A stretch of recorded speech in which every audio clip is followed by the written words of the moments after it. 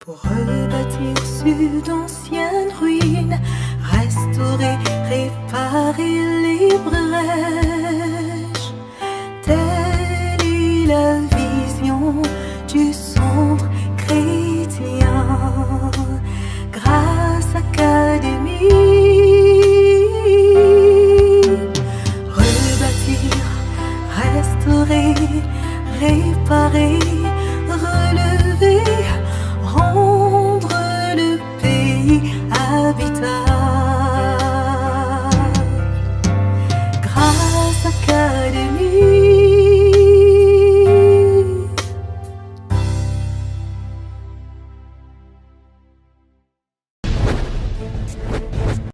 Je ne suis pas de ceux qui prêchent un évangile de malheur. Je ne suis pas en train de vous dire que toute la vie chrétienne se résume en pressoir et tu vas souffrir. Plus tu souffres, plus tu es chrétien. Non. Il y a quelque chose en toi que les gens ne vont pas découvrir. Tant que tu ne passes pas par l'église où tu vas être seul, où tu vas être sur ton lit, tu pleures et les larmes coulent sans que ta voix ne sorte. Je conviens que la plupart des chrétiens visent la couronne. On veut être victorieux. On veut régner avec Christ.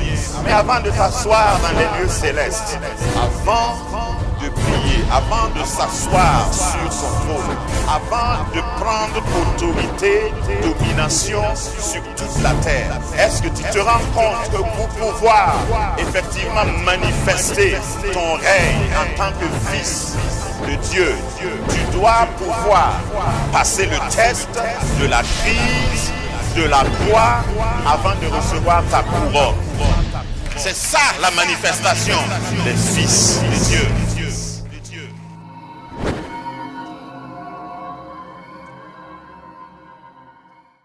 Nous partageons la gloire de Jésus. Moi, je sais que je partage la gloire de Jésus. Je suis devenu glorieux parce que j'ai laissé Jésus s'asseoir sur mes épaules. Et quand je marche, c'est désormais Jésus qu'on voit, ce n'est plus moi. L'apôtre Paul le dira, si je vis, ce n'est plus moi qui vis, c'est Christ qui vit en moi. Et lorsque Christ est en toi, toutes ces personnes qui te sous-estimaient, qui te classaient, vont changer d'avis sur toi. De toute sa vie, cet anneau n'a jamais vu une grande foule faire une haie pour qu'il marche. Encore moins marcher, pas sur du goudron, pas sur la terre, mais sur les pailles, sur les rameaux. Cela parle de ton futur. Lorsque tu rencontres Jésus, il y a des gens qui ne t'aimaient pas. Au fait, quand les gens étalaient leurs habits, ils ne pensaient pas à l'âne. Mais dis à ton voisin, je vais profiter. À cause de Jésus, je vais profiter. Je n'ai jamais marché sur des pailles, les basins des femmes, si c'était dans le contexte actuel. Parce que quand Jésus vient, il n'y a pas de jolis habits qui tiennent. Tout le monde met son pain par terre. Ceux qui n'ont pas de pain viennent avec des rameaux. Et c'était une tradition ancienne, parce que dans les Jeux olympiques, puisque ils étaient colonisés par les Romains, c'était des rameaux. C'est par des rameaux qu'on saluait la victoire des champions.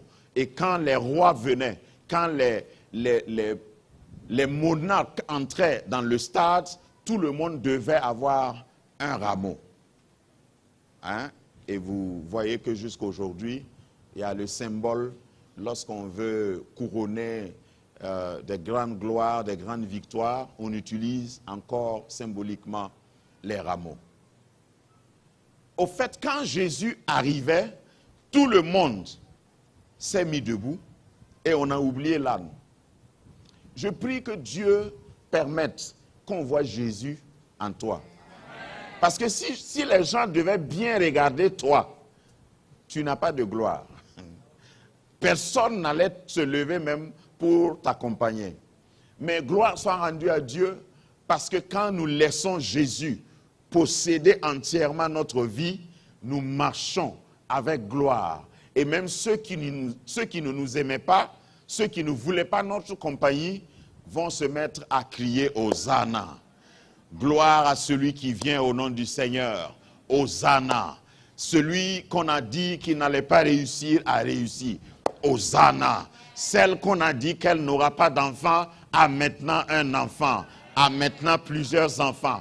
Hosanna. Celle qu'on disait ne pouvait pas se marier, voilà, nous assistons à son mariage. Je suis en train de prophétiser que quelqu'un va entrer dans cette église et il y aura une haie d'honneur pour t'accueillir le jour de ton mariage.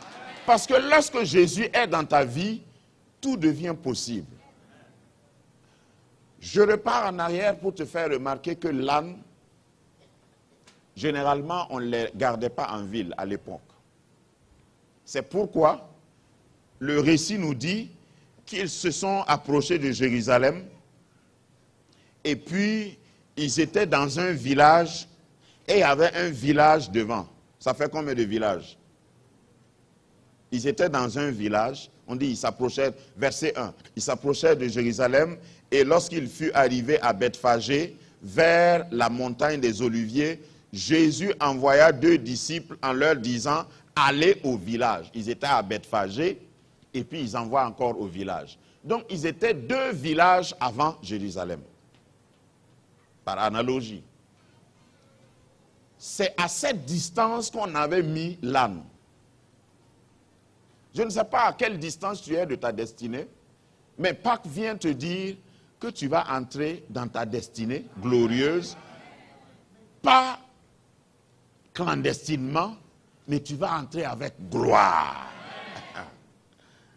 Quand moi-même, je voulais être cet âne-là. Enfin, je vais dire littéralement. Si je pouvais être cet âne-là, même prendre Jésus au dos, si tu me voyais comment j'allais marcher, toi-même tu allais applaudir. Et je n'allais pas être fatigué. Jésus monte sur l'âne et l'âne fait la distance des 2 villages. Et il entre à Jérusalem avec Jésus. Et lorsqu'ils sont arrivés à Jérusalem, tout le monde applaudissait. Il y avait du bruit. Deuxième remarque sur le caractère de l'âne. Lorsque l'âne marche et puis vous faites trop de bruit, il devient têtu. Il devient perturbé. Mais ce âne-là était discipliné. Ce qu'il te faut, c'est Jésus. C'est pourquoi tu n'es pas discipliné. Si tu as Jésus sur toi, quels que soient les bruits, et je pouvais épiloguer, lorsque tu es avec Jésus, quel que soit ton succès, quel que soit ton don, tu vas être humble. Tu vas être discipliné. Tu vas marcher sagement. Parce que tu sais que c'est à cause de celui qui est sur toi là qu'on applaudit. Ce n'est pas à cause de ton don. Calme-toi. Demande à ton voisin, est-ce que tu sais que tu étais au-delà de Bethphagée? Tu étais loin de Jérusalem. C'est à cause de Jésus que tu peux entrer à Jérusalem. Donc ne t'enorgueillis pas. Quel que soit ton don, il faut savoir que c'est quelqu'un qui est sur toi qui te donne de la valeur. Quel que soit ton titre, parce qu'il y a beaucoup de titres maintenant, je ne vais pas les citer, vous les connaissez. Les titres ecclésiaux, pentecôtistaux, baptistaux, évangélicaux, ramifications. Vous pouvez avoir tous les titres, mais si Jésus n'est pas sur vous, vous êtes... Je voulais que vous complétez. Vous êtes seulement un âne sans valeur, un âne sans entraînement. Mais comme Jésus est sur toi, oh, tu ne peux même plus marcher pieds nus. Les sabots de l'âne sont posés maintenant sur des habits somptueux. Oh, je vois certains d'entre vous entrer dans une certaine gloire.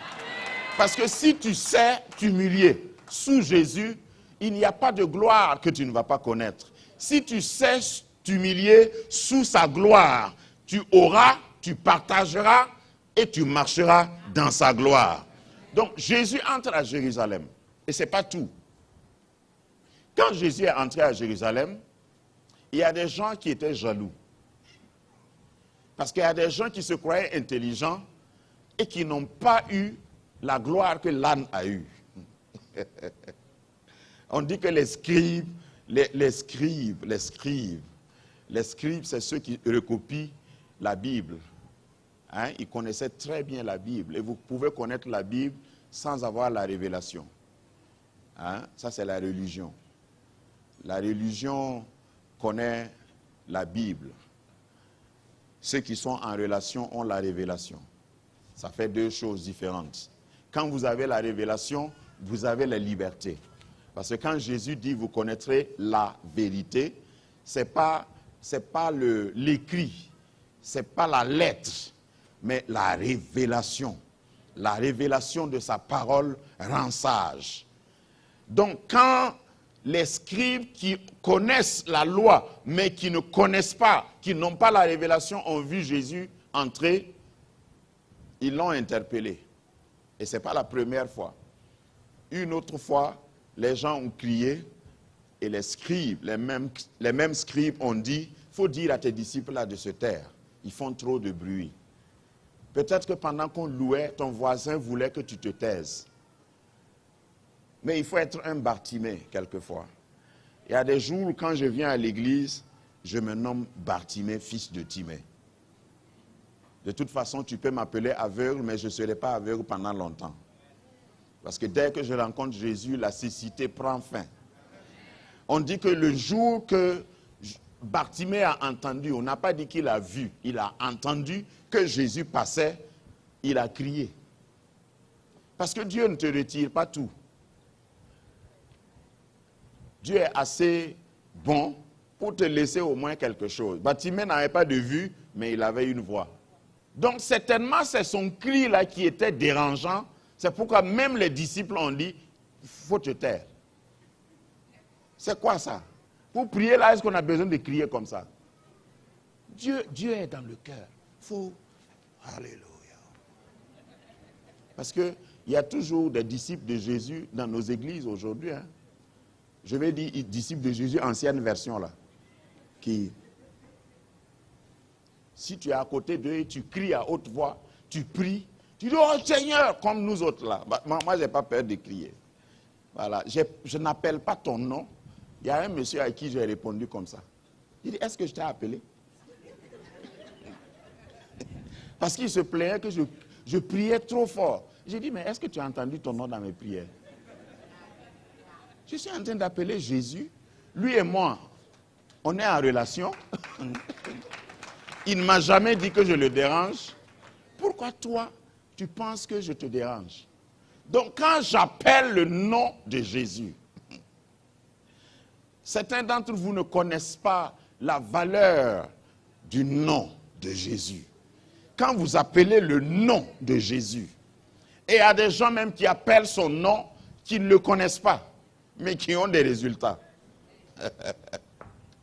Parce que le nom de quelqu'un peut t'introduire plus loin que tu pouvais aller. Une fois, j'ai invité des gens ici, et je leur ai dit, quand vous arrivez, dites à ceux qui accueillent là, que vous êtes les invités spéciaux de Papa Kiemtore.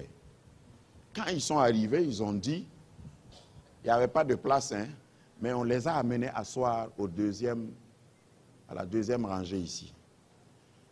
Donc après, ils ont dit, ah vraiment, on a été bien accueillis. Je dis, ouais, c'est comme ça. C'est à cause de mon nom.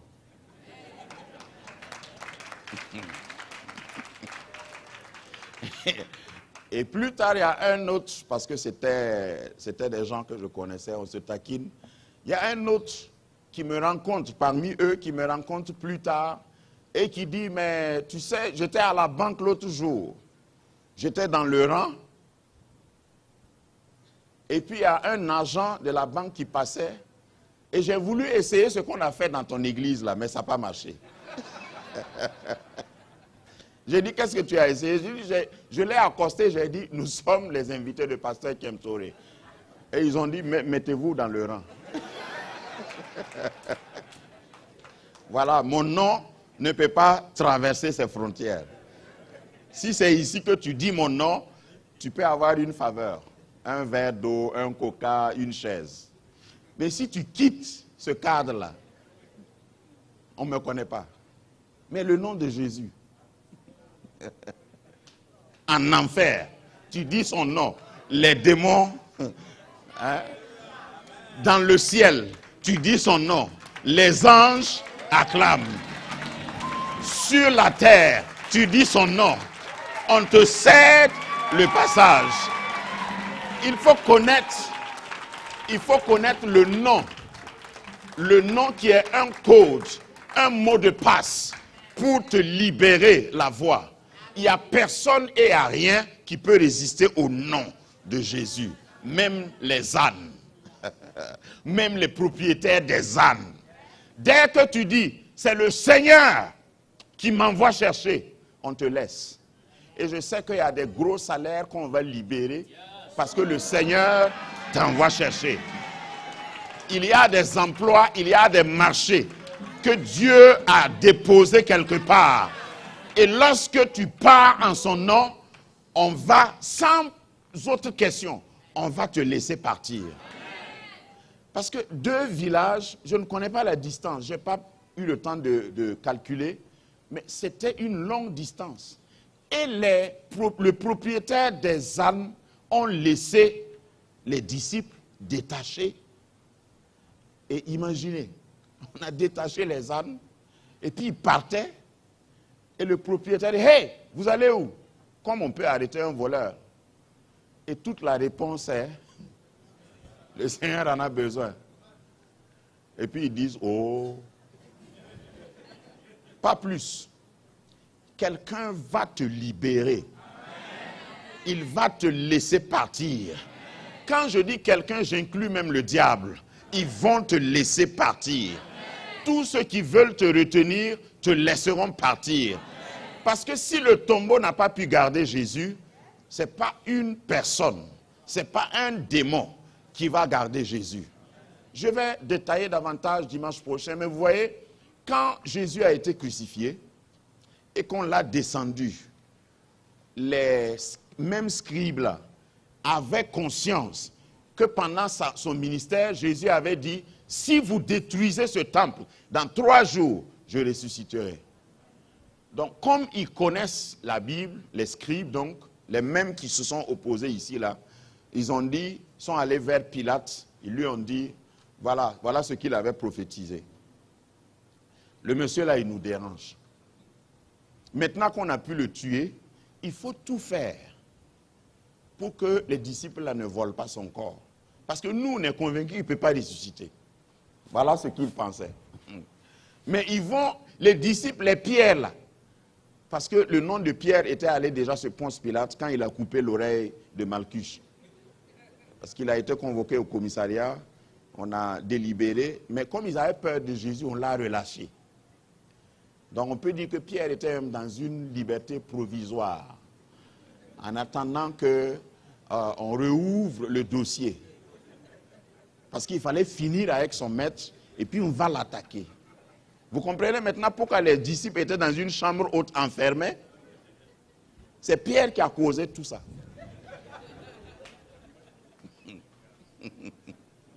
Donc, on dit à Ponce Pilate, faites tout pour que ce monsieur-là ne soit pas volé. Parce que ces disciples-là, malins qu'ils sont, ils vont voler son corps et puis dire à tout le monde qu'il est ressuscité.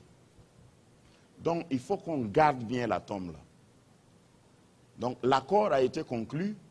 Ponce Pilate, qui était la puissance de l'époque en Israël, a ordonné qu'on taille une pierre de 2 tonnes environ, qu'on roule la pierre et qu'on vienne bloquer le tombeau de Jésus.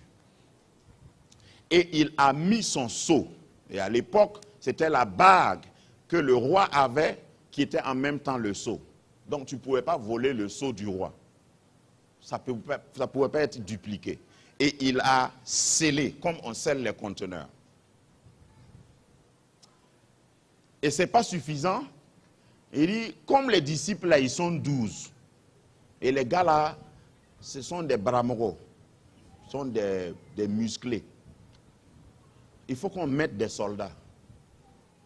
Pour qu'il n'ait aucune chance de voler. Au fait, ce n'était pas pour empêcher Jésus de sortir. C'était pour empêcher les disciples d'entrer et de voler le corps. Donc, on scelle et on met des gardes. Donc, naturellement, tout est bloqué. Légalement, tout est bloqué. Et Jésus ne pouvait pas sortir. Ses disciples aussi ne pouvaient pas entrer. Mais ma Bible dit qu'à l'aube du 3e jour, au matin de Pâques, un ange est descendu et il a roulé la pierre. Et moi, dans mon esprit, je vois comment l'ange a roulé la pierre. Quand il est arrivé, peut-être qu'il avait une épée avec la main droite, et puis il a roulé ça comme ça, comme le pneu. Attends. Il a roulé ça comme le pneu du vélo de ton oncle. Il a roulé ça comme ça.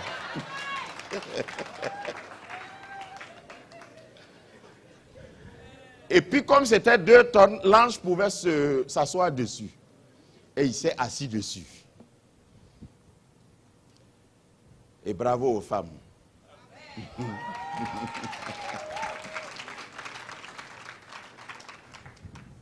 Les disciples barbus avaient peur, ils ne voulaient pas sortir.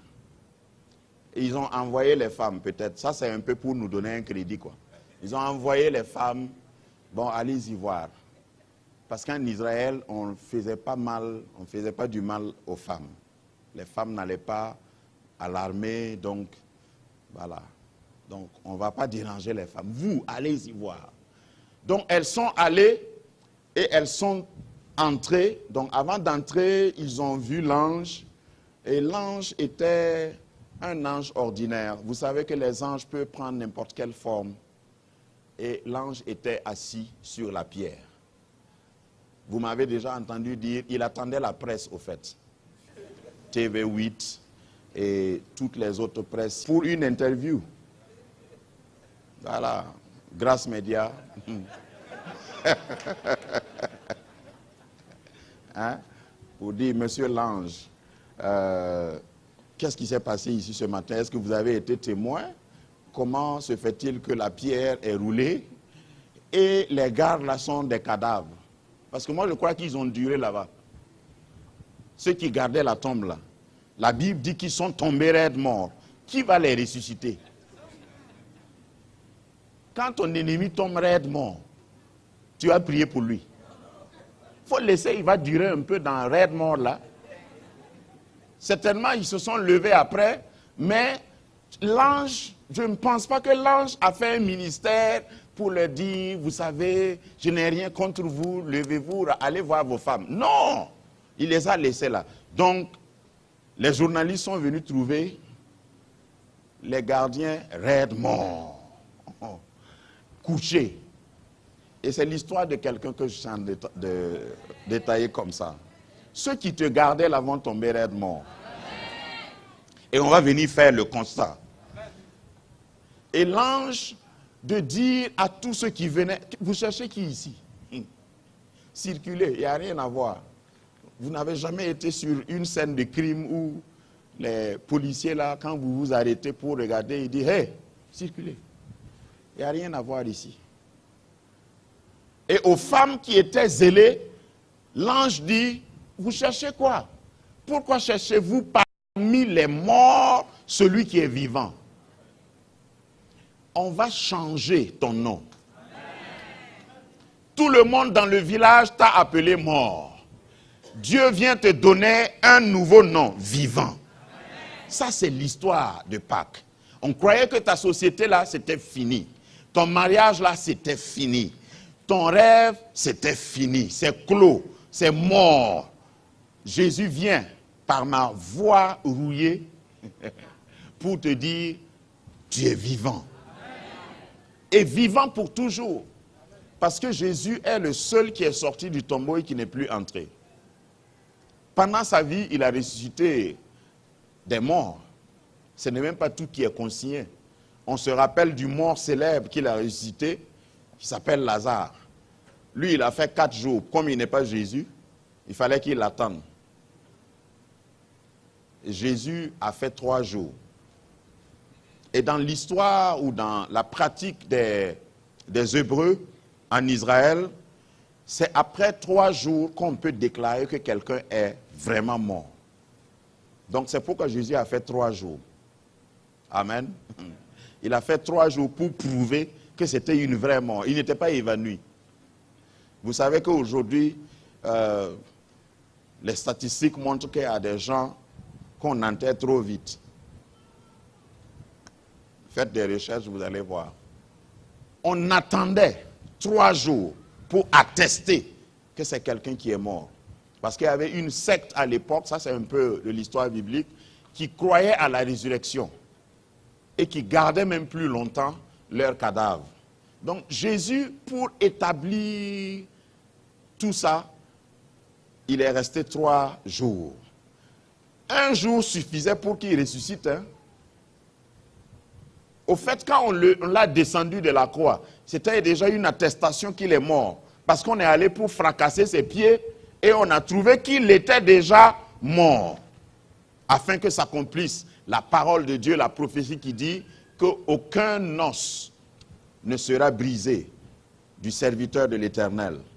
Et donc on l'a descendu mort. Au moment où on le descendait là, il pouvait dire « Hé, hé, hé, hé, laissez-moi ». Et puis tous ceux qui le descendaient là allaient mourir. Parce que si tu veux laver un mort et puis il rit, il sourit.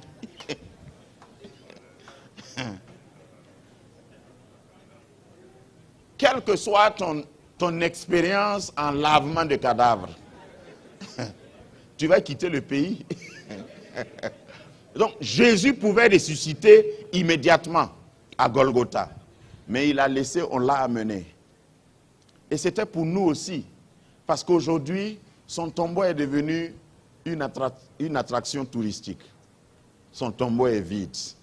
Les archéologues, parce que c'est pour ça que j'ai commencé, les archéologues de tous les temps, il y a des archéologues, l'histoire dit qu'il y a des archéologues même que les athées ont payé pour essayer de fouiller, pour voir s'ils ne vont pas trouver des ossements qui ressemblent aux ossements de Jésus. Mais ce n'est pas possible. Ils trouvent des choses de l'époque de Jésus, mais ils ne peuvent plus trouver, parce qu'il n'y a pas des traces du corps de Jésus sur la terre. Il est monté au ciel et il nous attend. Et c'est la promesse de ce corps glorieux qu'il va nous donner. Donc ce matin, je suis venu dire à quelqu'un que ce n'est pas fini pour toi. Ce n'est pas fini pour toi, même si on t'a attaché, j'annonce un Jésus qui détache ce qu'on a attaché. Oh, peut-être que j'ai oublié de te dire, au fait, Jésus connaît là où on t'a attaché là. Parce que ce détail-là aussi est important. Jésus a donné une adresse précise. Il dit, allez dans ce village. Les autres évangiles disent, au croisement de 2 chemins, vous allez voir un âne et son petit attaché. Jésus sait où on t'a attaché. Et prophétiquement, pour me brancher à l'onction que nous avons eue pendant ces 3 jours, quel que soit l'endroit où on t'a attaché, quel que soit le village où on t'a attaché, quel que soit le couvent où on t'a attaché, Jésus m'envoie te dire, le maître a besoin de toi. Et tu vas entrer avec lui dans ta destinée glorieuse. Les gens vont crier ton nom, Hosanna. Gloire à celui qui vient au nom du Seigneur, Hosanna, au fils de David. Parce que désormais, tu es de la famille de Jésus. Grâce Académie, rebâtir, restaurer, réparer, relever.